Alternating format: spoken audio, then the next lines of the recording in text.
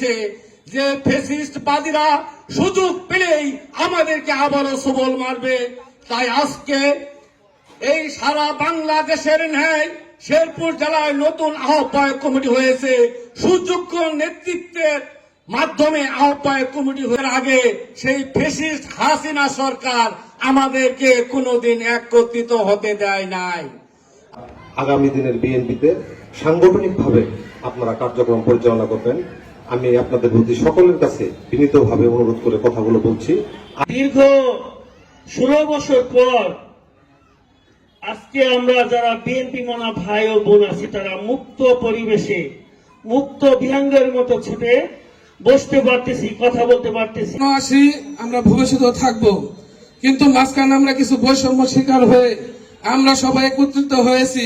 এই রাজনীতিতে সরাসরি আসার ইচ্ছা ছিল না, কিন্তু আমি যাদের সাথে রাজনীতি করি সেখানে কেন্দ্রীয় নেতৃবৃন্দ আছেন, তারা জানেন আমার আব্বা মারা গিয়েছেন, জেলা নেতৃবৃন্দ জানেন, তো তারা আমাকে পছন্দ করতেন। তারাই আমাকে বলেছে যেহেতু তোমার বাবা এখন নাই, তুমি এলাকায় যে একটু রাজনীতিতে তুমি সময় দিতে পারো, তোমাদের মতো তরুণ প্রজন্ম তারেক রহমান চাচ্ছে।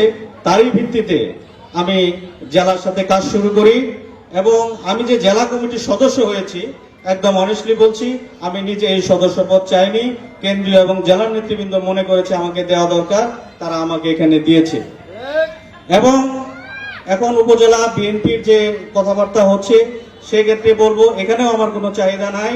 জেলা এবং কেন্দ্রীয় নেতৃবৃন্দ আমাদের দলের ভারপ্রাপ্ত চেয়ারম্যান যদি মনে করে আমাকে যেখানে দিবে আমি সেখানেই কাজ করব। আমার কোনো নির্দিষ্ট কোনো চাহিদা নাই যে এই পদ আমাকে পেতেই হবে। এই উপজেলা বিএনপিতে দীর্ঘদিন অনেকেই কাজ করে যাচ্ছেন, অনেকের সংগ্রামের ইতিহাস সেই বিএনপির প্রতিষ্ঠার লগ্ন থেকে শুরু করে, তো আমি যারা ওয়ার্ড পর্যায় থেকে শুরু করে উপজেলা বিএনপি পর্যন্ত যারা এই দীর্ঘদিন এই শ্রম দিয়ে ত্যাগ দিয়ে এই ঝিনাইগাতি উপজেলা বিএনপিকে সুসংগঠিত করেছেন এবং এই ধারাবাহিকতায় এখনো উপজেলা বিএনপির নেতৃত্ব দিয়েছেন, আমি প্রত্যেককেই সশ্রদ্ধ সালাম জানাই। আপনাদের এই ত্যাগ যে আমরা পিছিয়ে পড়া ঝিনাইগাতি, আমরা পিছিয়ে থাকতে চাই না। আমরা সবাইকে সাথে নিয়ে একটা ঐক্যবদ্ধ, একটা সমৃদ্ধ একটা ঝিনাইগাতি উপজেলা আমরা গঠন করতে চাই।